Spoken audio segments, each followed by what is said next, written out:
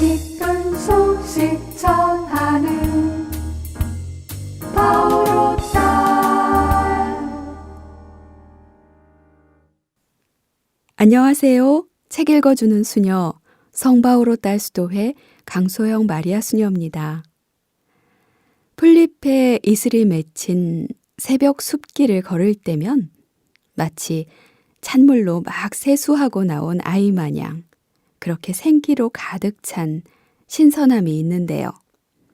미래의 세대에게도 그런 아름다움을 지속적으로 누리게 하려면 내 삶의 태도가 그렇게 맑아야 함을 조용히 그러나 힘차게 삶으로 보여주는 분이 계십니다. 강우일 주교님이 그간 당신의 삶을 천천히 산책하듯이 거닐며 이야기 들려주는 책 숲길 단상에서 자연과 사람과 역사를 아우르는 사랑의 메시지를 들어보기로 합시다. 바오로 딸에서 나왔고 강우일 주교님이 쓰셨습니다. 아무리 감사를 드려도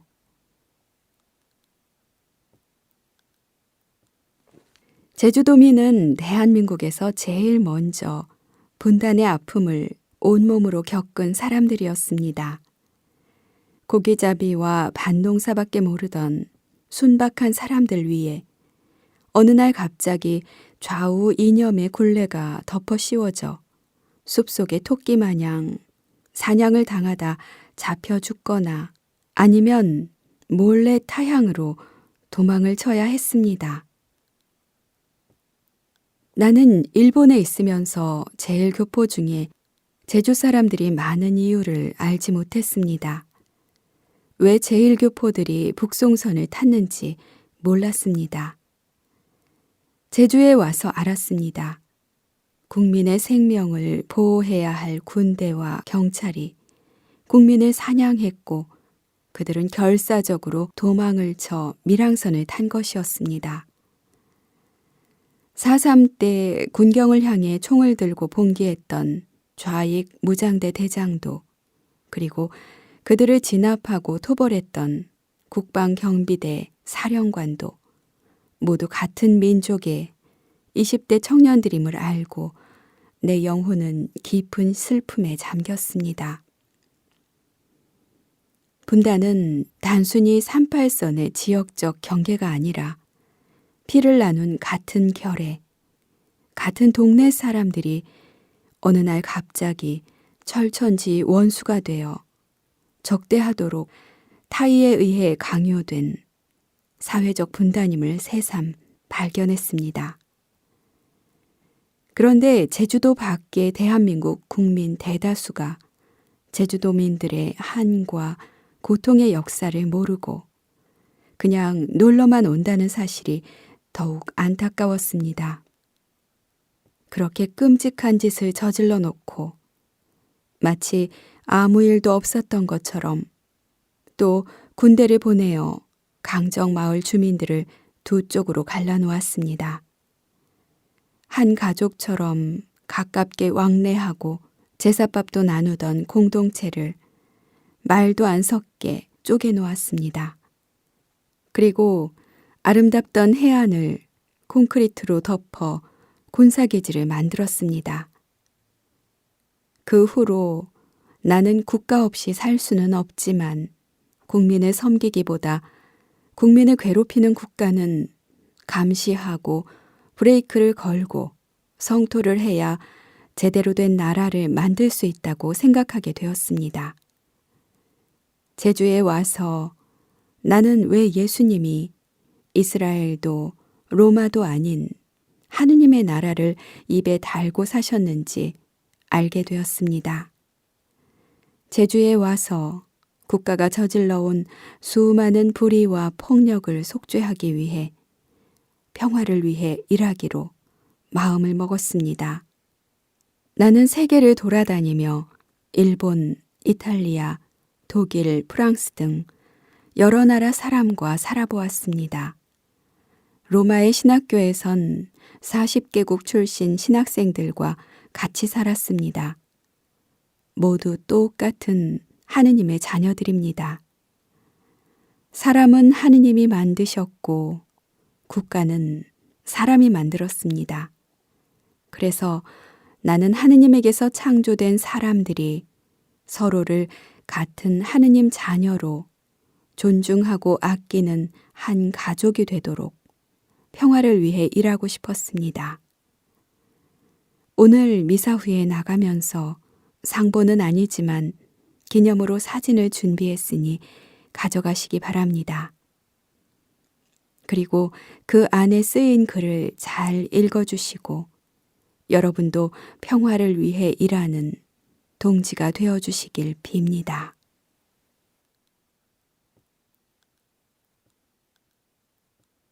두려움을 이기는 길. 2020년은 한 해 내내 코로나 바이러스 때문에 온 세상이 두려움에 사로잡히고 불안에 시달렸다. 눈에 보이지도 않지만 지구 전체를 휘젓고 다니는 바이러스에 언제 어디서 감염될지 몰라 전전긍긍하며 방역 전문가들의 조언, 행정 당국과 언론이 반복적으로 제공하는 경고와 주의, 시시각각 휴대폰을 통해서 전달되는 코로나 관련 안전 정보에 우리의 일상생활이 완전히 포위되고 점령되었다. 많은 이들이 일자리를 빼앗기고 경제활동이 거의 마비 상태에 이르렀다. 어디에 가든 마스크를 써야 하고 보고 싶은 사람 방문도 삼가야 하고 반가운 사람을 만나도 멀찍이 서서 손도 잡아보지 못하고 인정과 선의가 꼽히는 얼굴을 보고도 서로 환하게 웃어줄 수 없으니 세상이 삭막함과 고립감과 우울감에 짓눌려 미세먼지 가득한 뽀얀 하늘보다 더 짙은 암흑 속에 갇힌 것 같았다. 우리를 이렇게 가라앉게 하고 침울하게 만든 원인은 무엇일까? 개인이든 집단이든 사람을 가장 움츠러들게 하는 것은 무엇일까? 사람을 가장 크게 압도하고 위협하는 것은 죽음의 공포다. 철학자들은 사람은 태어나면서부터 죽음을 향해 내던져진 존재라고 할 정도로 우리는 매 순간 죽음과 대면하며 살아간다. 죽음을 의식 밖으로 밀어내고 회피하여도 죽음은 인간 존재의 가장 깊은 내면에 뿌리를 내리고 있다. 그러니 죽음을 외면하거나 죽음에서 되도록 멀리 도피하려 하지 말고 죽음을 정면에서 마주하고 직시할 때 오히려 우리는 불안과 공포에서 자유로울 수 있지 않을까? 해마다 우리나라에서 각종 암으로 세상을 떠나는 이들이 8만여 명이고 2019년 교통사고로 죽은 이들이 3,349명이다. 2019년의 사망자 총수는 29만 5,100명이다. 그러나 이 많은 사람이 목숨을 잃어도 대부분의 죽음은 일상화되어 언론도 보도하지 않고 정부도 대책본부 차려 대응책을 마련하지도 않는다. 죽음이란 모두가 가야 하는 길임을 아무도 의심치 않기 때문이다. 그런데 코로나 감염증과 관련된 정보와 소식은 과하게 느껴질 정도로 매일 수시로 전달된다. 시시각각으로 어느 지역에 몇 명이 확진되었고 몇 명이 사망했는지 성가실 정도로 휴대폰 문자, 착신음이 들린다. 지난해의 코로나 전체 확진자가 6만여 명이고 세상을 떠난 이는 900명 정도다. 그런데 2019년 독감을 앓고 진료를 받은 사람이 54만 명이 넘었고 사망자가 720명이었음을 감안하면 코로나에 대한 두려움, 불안, 고립, 우울 증세는 왜 이렇게 유별날까 하는 생각이 든다. 137억 년 전 대폭발로 무에서 우주가 생성된 후 아득한 세월을 두고 헤아릴 수 없이 수많은 별들이 생겨났다. 지구는 45억 년 전에 탄생하였고 처음 불덩어리였다가 서서히 식으면서 온갖 물질과 생명들이 차례로 탄생하였다. 10만 년 전에 이르러서야 인류의 조상이 등장하였고 인류의 문명이 시작된 것은 1만 년도 채 안 되었다. 지구 생태계는 아득한 영겁의 세월을 두고 조금씩 공들여 빚어낸 창조주의 아름답고 조화로운 작품이지만 그 중에서 인간은 진화의 마지막 단계에서 최고의 솜씨와 사랑으로 창조된 걸작 중의 걸작이다. 한 사람 한 사람이 다 최고의 걸작이다. 창조주께서 그토록 오래 준비하시고 빚으시고 가꾸신 걸작을 함부로 쓸어버리지 않으시리라. 지나친 두려움은 허구다. 그리움.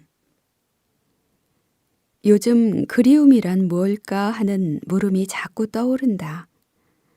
우리가 그리워하는 대상은 여러 가지가 있다. 어린 시절 살던 고향이 그립다. 옛날 포장마차에서 먹은 멍게, 해삼이 그립다고도 한다.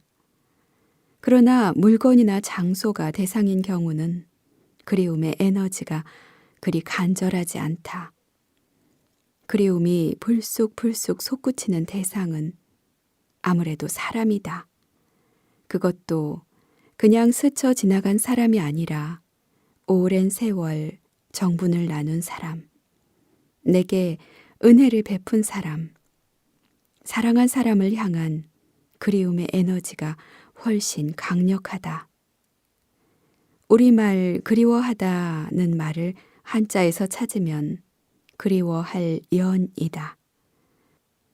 일본어에도 그리워하다라는 말을 고이시라고 하는데 고이는 사랑이라는 명사에 시라는 어미를 붙여서 형용사화한 것이다. 곧 그립다는 말의 뿌리에는 사랑이 자리 잡고 있다. 인간에게 그리움의 능력은 대단한 긍정적 에너지다. 그리움은 사랑하는 존재를 향해 나아가는 영혼의 에너지다. 시련과 도전에 시달려 좌절하고 의기소침해 있다가도 사랑하는 이에 대한 그리움의 에너지가 작동하면 포기하지 않고 원기를 회복하도록 기력이 생긴다. 임종을 맞아 마지막 숨을 몰아쉬던 병자도 그리운 혈육이 돌아와 이름을 부르면 감았던 눈을 뜨고 마지막 사랑의 시선을 보낸다. 최근에 청소년들의 고충을 상담하는 한 수녀님과 이야기를 나누다 그리움에 대한 이야기를 꺼냈다. 그리움의 긍정적인 에너지가 사람에게 활기를 주고 다시 일으켜 세워준다는 내 이야기를 들은 수녀님은 자신에게 상담하러 오는 청소년들에겐 그리워할 대상이 없는 것 같다고 했다. 요즘 만나는 중고생들 중에는 아무리 용기와 활력을 불어넣어 주려고 해도 영혼이 철벽처럼 닫힌 아이들이 있다고 한다. 이들은 대부분 결손 가정의 자녀로 어릴 때부터 부모에게 사랑과 관심을 받아본 기억이 없고 그리워할 대상이 없으며 이미 몇 번씩 자살을 시도한 아이들이라고 한다. 아직 몸과 마음 모두 연약하고 힘없는 이들에게 학교나 사회 모두 치열한 경쟁과 싸움만을 강요하니 부모의 따뜻한 사랑을 제대로 맛보지 못해 자존감도 자신감도 상실하여 세상을 살아갈 의욕과 의지가 없고 쉽게 자해하거나 삶을 포기해버린다는 것이다. 최근 일본에서는 고독 담당 장관이 임명되었다. 코로나 사태로 고독과 고립 현상이 배가 되고 스스로 목숨을 끊는 젊은이들이 급증하자 이에 대한 대응이라고 한다. 우리나라에서도 2020년 코로나로 인해 문을 닫거나 직원을 해고하는 중소, 영세업체가 급증하면서 임시직, 일용직, 비정규직 종사자들이 제일 먼저 타격을 입었다. 사회의 가장 약한 고리가 먼저 부서져 나가면서 청년 여성들의 자살 시도가 급증하였다. 상담기관에 걸려온 전화 건수가 폭증하고 상담 내용도 많이 달라졌다고 한다. 과거에는 청년들이 문제 해결을 위한 정보를 얻으려 하거나 그냥 답답한 마음을 털어놓는 정도였는데 코로나 이후에는 죽고 싶다, 삶의 의지가 없다 등의 극단적인 표현이 굉장히 늘어났다고 한다. 이 시대의 젊은이 중에는 자라면서 그리움의 대상을 만나지 못한 이들이 많은 것 같다. 아파트 같은 콘크리트 공동주택에서 자라다 보니 눈을 감으면 아련히 떠오르는 마을 뒷동산이나 친구들과 함께 뛰어놀던 동네 공터 같은 곳이 없다. 학창시절은 어려서부터 대학 입시라는 골라인을 향해 옆에 선 주자를 제치고 한 걸음이라도 앞서야 하는 나날이니 그리운 친구도 별로 없다. 아버지는 일찍 나가서 늦게 귀가하니 얼굴을 제대로 보거나 말을 섞은 기억도 없고 어머니도 맞벌이하면 크게 다르지 않다. 부모가 이혼하면 가정은 황량한 벌판과 같아 그리움의 샘이 바닥부터 말라버린다. 그리움의 결핍은 아이들이 안고 있는 가장 큰 결격이요, 공허다. 우리에게는 그리움이란 영혼의 능력과 에너지가 있다. 나는 해마다 모국을 방문하는 해외 입양인들을 만날 기회가 있었다.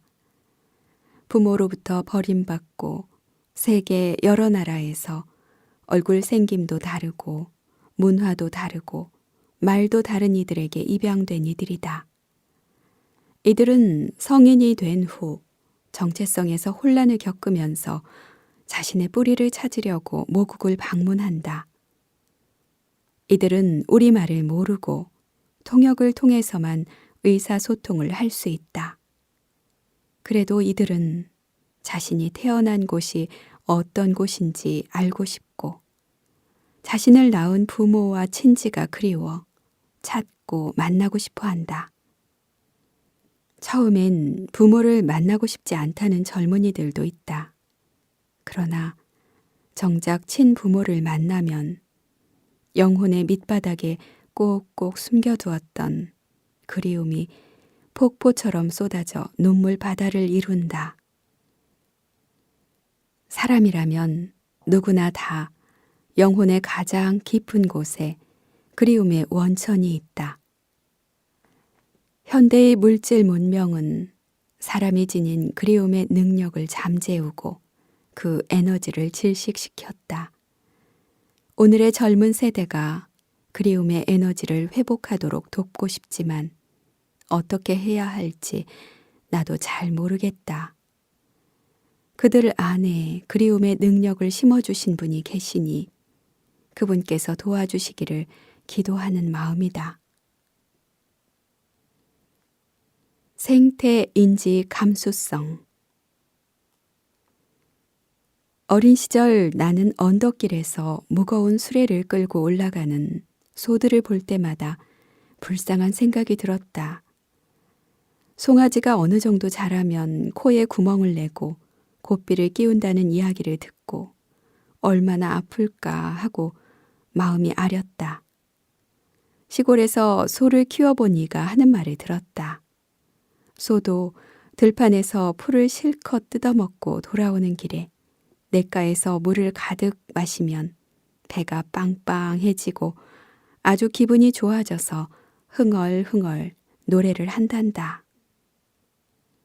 여러 해 키운 소는 가족 같아서 장에 팔려갈 때 소도 주인도 눈물을 흘리고 도살장에 끌려갈 때도 눈물을 흘린다고 한다. 고대 사회에서 소, 양, 염소, 돼지 같은 가축은 신에게 바치는 제물이었다.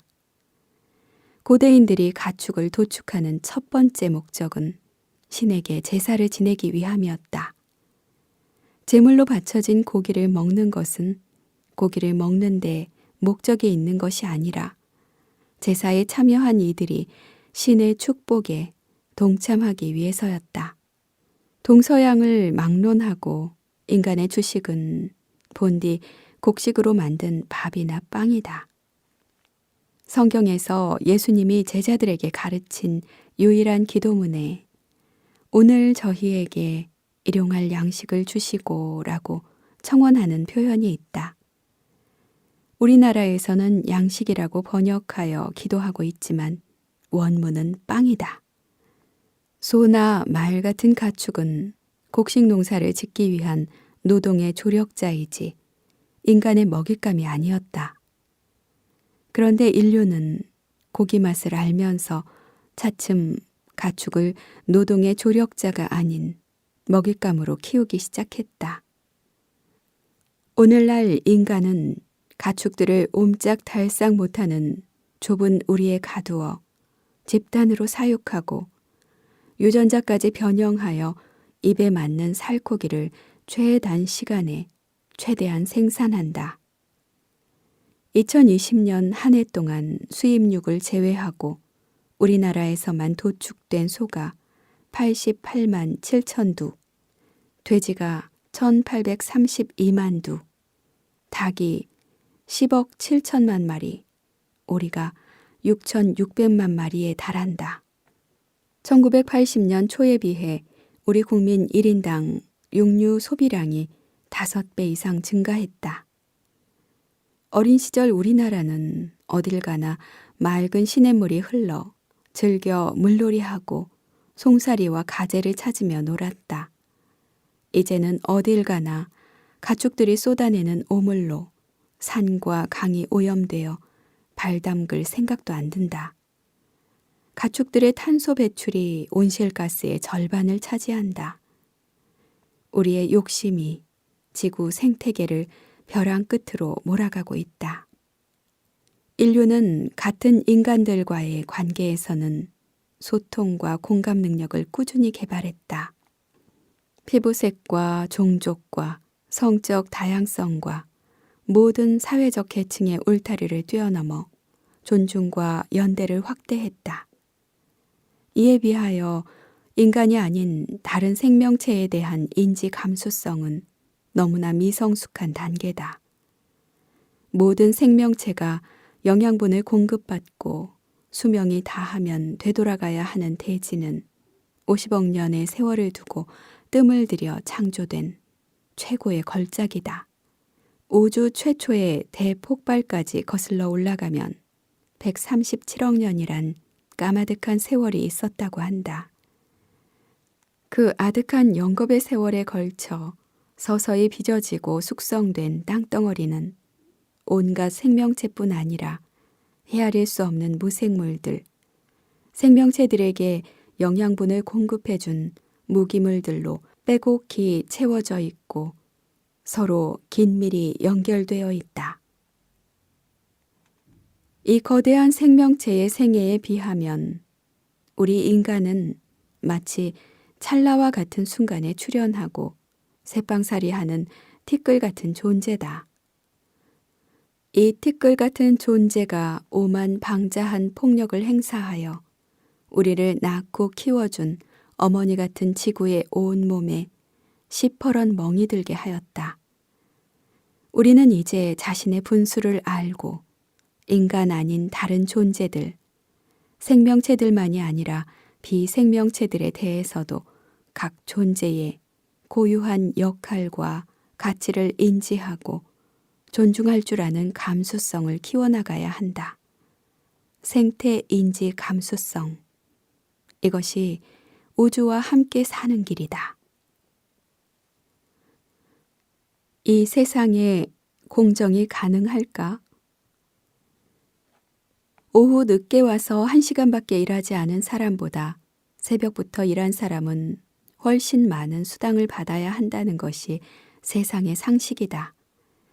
그러나 포도밭 주인은 세상 상식과는 동떨어진 사람이다. 이 주인은 한 번도 아니고 하루에 여러 번 장터에 나가 우두커니 하늘만 쳐다보는 이들을 일터로 보냈다. 일자리 못 구한 백수들이 걱정되어 도저히 집에 가만히 앉아있지 못한다. 더 이상한 것은 맨 나중에 온 사람에게도 새벽부터 일한 사람이나 똑같은 품삯을 주고 싶다고 한다. 한 데나리온이란 당시 노동자의 하루 임금이었다. 생각해보면 장터에서 하는 일 없이 서 있는 품팔이들이 게으르고 일하기 싫어서 우두커니 서 있었을까? 각자 사정이 있어 늦게야 나타나지 않았을까? 어떤 사람은 병중의 가족을 보살피느라 늦게 나왔을 수도 있고, 본인이 아파서 늦게 나왔을 수도 있고, 도중에 길바닥에 쓰러진 행인을 돌보다가 늦었을 수도 있다. 포도밭 주인은 이런 사정을 아는 듯 일을 조금밖에 못한 일꾼도 최소한의 일당을 받아 가족들 먹거리를 손에 들고 돌아가게 해주고 싶었다. 이것이 예수님이 보시는 공정이다. 회의 참석차 필리핀 마닐라에 간 적이 있다. 버스를 타고 이동하는 도중 시내 한 구역을 지나는데 광장에 사람들이 가득 모여 있었다. 모두 누군가를 애타게 기다리는 표정이었다. 이 많은 이들이 거리에 서서 무엇을 하고 있는지 안내자에게 물었다. 해외 일자리를 소개해주는 이주 노동 브로커들을 만나기 위해 시골에서 올라온 노동자들이라고 했다. 일자리를 찾아 광장에서 하염없이 기다리는 이들을 보며 한국에서 일하는 이주 노동자들이 얼마나 고달픈 과정을 거쳐 어렵게 왔을까 생각하니 가슴이 아렸다. 그러나 그들이 꿈에 부풀어 고국을 떠나도 정작 낯선 땅에 와서는 예상치 못한 열악한 노동 환경에서 내국인 비정규직이 받는 최저임금에도 훨씬 못 미치는 적은 임금으로 혹사당하는 것이 우리의 현실이다. 이것이 공정일까? 공정한 세상이라면 특정한 이들만이 아니라 모든 이에게 정의가 실현되어야 한다. 장애인도 비장애인도, 남자도 여자도, 똑똑한 이도 모자라는 이도, 정규직도 비정규직도, 미국인도 콩고인도, 자국인도 탈북자도 모두 똑같은 품위와 존엄을 갖춘 인간으로 대등하게 인정받고 대접받아야 한다. 어느 일부 계층만 특혜를 누리는 세상은 공정과는 아직 거리가 멀었다. 참된 공정은 언제 온전히 실현될 수 있을까? 모든 형제들. 프란치스코 교종이 찬미받으소서에서 부각하고자 한 프란치스코 성인의 삶은 해와 달과 바람을 형제로 부를 뿐 아니라 똑같은 육신을 지닌 인간들에게 더욱 친밀한 형제의식을 드러내는 영성이 뿌리를 이룬다. 프란치스코 성인은 어디를 가나 평화의 씨앗을 심고 가장 가난하고 버림받고 쫓겨난 이들을 자신의 형제 자매로 여기고 그들과 함께 걸었다. 프란치스코 교종은 이 성인의 영성을 오늘이라는 현실에서 어떻게 구현해낼 것인가를 탐색하고자 한다. 프란치스코 성인은 십자군 전쟁으로 폭력이 난무하던 시대에 이집트의 술탄 암말리크 알마키를 찾아갔다. 성인은 온갖 고난과 위험을 무릅쓰고 언어와 문화가 다른 이슬람 임금을 찾아가셨지만 토론이나 논쟁으로 상대를 설복시키려 하기보다 상대방을 하느님이 빚으신 같은 피조물로서 존중하고 자신을 낮추는 자세를 취했다. 비록 신앙을 달리하는 상대라도 그에게 적이나 증오로 맞서기보다는 스스로를 낮추며 형제적인 겸손으로 다가갔다. 프란치스코 교종은 프란치스코 성인의 영성적 유산을 계승하며 아부다비에서 이슬람의 영도자 셰이크 아흐메드 무함마드 엘타이예브를 만나고 그와 함께 공동 문서를 채택하며 선언했다. 하느님은 모든 인간이 똑같은 권리와 의무와 품위를 지닌 존재로 창조하셨고 서로 모두 형제 자매로 살아가도록 부르셨다.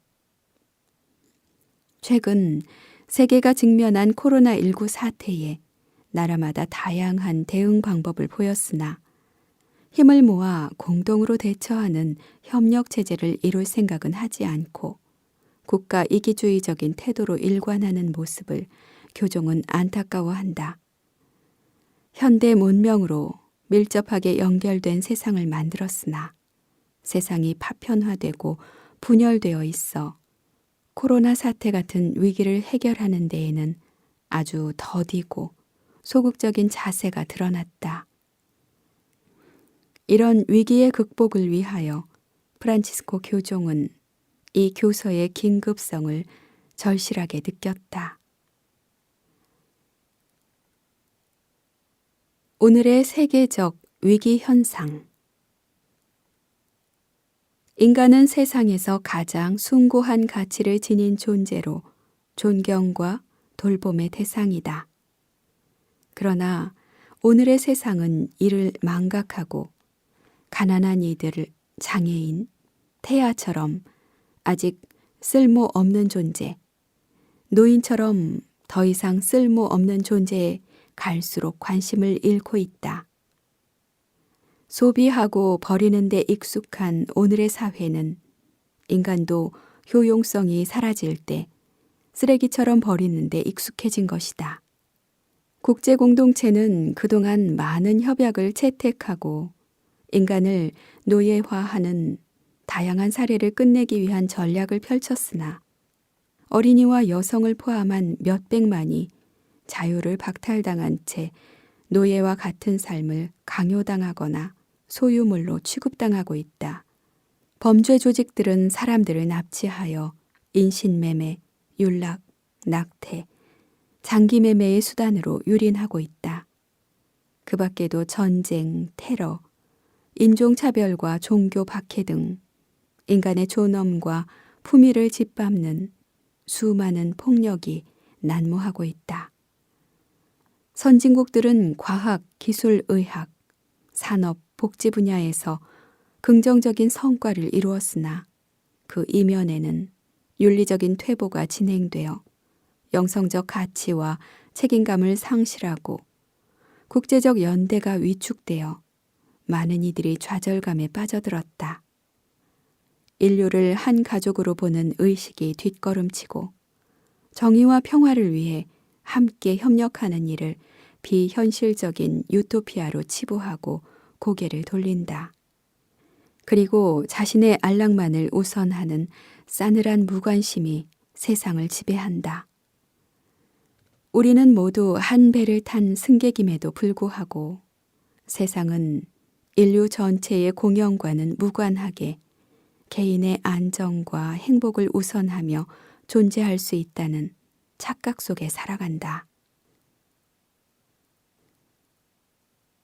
좋은 정치. 최근 우리 사회는 대중영합주의인 포퓰리즘과 자유주의를 내세우는 이들이 정치판을 주름잡고 있다. 포퓰리즘은 자신의 이익을 위해 대중을 선동하고 자유주의는 주로 힘 있는 이들의 경제적 이익을 지켜주는 역할을 도맡아 한다. 둘 다 사회의 모든 구성원, 특히 가장 나약한 이들의 방패가 되어주지 않는다. 사회란 단순히 개인들을 여럿 모아놓은 집단이 아니다. 사회는 많은 구성원의 차이를 넘어서 같은 목표를 공유하고 공동의 노력을 경주하는 공동체다. 그 사회를 구성하는 주역은 민중이다. 민중은 대중영합주의의 대중과는 구별되어야 한다. 그렇다고 민중은 항상 옳거나 좋다고 전제하는 것도 편견이다.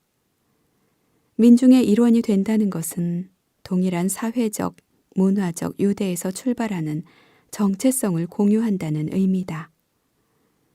사회를 이익을 공유하는 이들의 집단 정도로만 이해하는 개인주의와 자유주의의 입장은 공동체와 문화적 유대를 긍정적으로 바라보는 민중의 개념을 거부하고 쉽게 포퓰리즘의 딱지를 붙여버린다. 그러나 개인주의적 접근만으로는 사회적으로 소외된 이들, 힘없는 이들을 포용할 수 없다. 착한 사마리아인은 혼자서 문제를 해결할 수 없었다. 사고 난 곳에서 멀지 않은 곳에 여관이 있었고 여관 주인의 도움이 없었다면 상처 입고 죽어가는 이를 살려낼 수 없었다. 개별적 접근과 방법만 가지고는 아주 소수에게만 혜택을 주고 나머지 대다수는 그냥 버려두게 된다. 많은 나라에 널려있는 고통과 죽음에 직면한 가난한 이들을 도우려면 보편적 형제애가 가동되어야 한다. 그런 보편적 형제애가 실현되려면 국가 이기주의를 뛰어넘는 국제적 조직의 효율적인 지원이 필수적이다. 상처투성이 제주. 우리 행정당국의 생태인지 감수성은 저개발국 수준이다.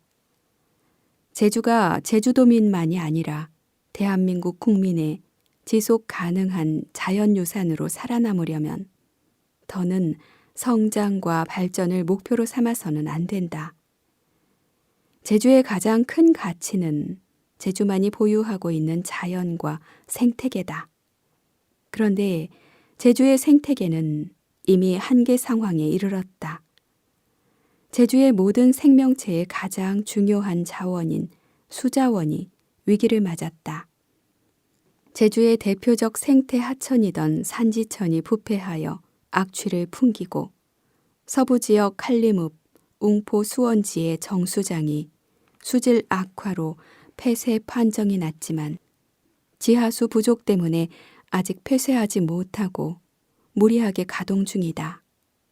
제주의 유입 인구 급증으로 지하수 사용량이 급격히 늘어나자 용천수의 절반이 말라 멸실되고 사람들이 쏟아내는 쓰레기도 이미 처리가 한계 상황에 이르렀다. 제주도에서 하루 평균 배출되는 쓰레기 양은 2011년 764톤에서 2018년 1303톤으로 2배 가까이 늘었다. 제주도는 1인당 생활 폐기물 발생량이 전국 지자체 중 1위를 기록한다. 섬이라는 한정된 공간에 폐기물을 처리할 수 있는 시설이 턱없이 부족하고 관계자들의 말에 의하면 도내 쓰레기 매립시설은 이미 99.9% 포화 상태에 이르렀다고 한다. 그래서 몰래 해외로 반출했다가 2019년 3월 발각되어 국제적인 망신을 당했다. 필리핀으로 밀수출됐다 반송된 압축 쓰레기들이 제주도에만 5만 1,808톤 쌓여 있고 추가로 9,262톤은 군산항, 광양항 등 육지 부두에 쌓여 있다. 이미 제주는 하와이나 오키와나보다 2배 이상인 1,500만 명의 방문객을 받아들이고 있다. 일본 아베 정부는 2018년 관광 입국을 선언하며 2020년까지 4천만 명의 외국인 방문을 목표치로 삼았다. 그런데 2030년 4,400만 명의 항공 수요를 목표로 제주에 또 하나의 공항을 만들겠다고 한다. 이는 1년에 제주도를 방문하는 내방객 수를 2,200만까지 끌어올리겠다는 계획이다. 일본 열도 전체가 관광객 4천만 명 유치를 목표로 삼았는데 그 면적의 약 200분의 1밖에 안 되는 작은 섬 제주도에 2,200만 명을 유치하겠다는 것은 참으로 터무니없는 비현실적이고 비이성적인 행위다. 서울과 제주 간 항공 노선은 이미 세계에서 최다 비행 기록을 보유하고 있다. 제주에 또 하나의 국제공항을 건설하고 현재의 2배에 가까운 방문객을 받는 행위는 이미 상처투성이인 제주의 하늘과 땅과 물과 온갖 생물들에게 마지막 타격을 가하는 것이다. 이러한 탐욕의 잔치는 재앙을 초래할 뿐이다. 지금이라도 이 무모한 계획이 철회되기를 간절히 소망하고 청원한다. 생태적 윤리관. 이 시대는 통합적 영성으로 세상을 바라보고 공생하는 삶을 살도록 초대받고 있다. 인간들 사이의 공존과 공생만이 아니라 생태계의 모든 존재들과 함께 공존하고 공생하는 길을 찾아야 한다. 지구라는 공동의 집에 한 식구로 사는 우리는 나만이 아니라 모두가 더불어 살아갈 수 있는 길을 찾아야 한다. 인간들만이 아니라 동물들과도 식물들과도 무생물들과도 어우러져야 한다. 창조주께서 각인해 주신 피조물 각각의 내재적 질서와 공식을 존중하며 살아야 한다. 그리스도교 영성은 절제를 통하여 성숙해지고 적은 것으로도 행복해지는 능력을 제안합니다. 이는 바로 검소함으로 되돌아가는 것입니다. 이러한 검소함은 우리가 작은 것들의 진가를 차근차근 알아볼 수 있게 하고 삶이 우리에게 주는 기회들에 감사하면서 내 것에 집착하지 않고 가지지 못한 것에 대하여 탄식하지도 않게 합니다. 절제는 우리를 해방시킵니다. 찬미 받으소서 222항에서 223항. 기쁜 소식 전하는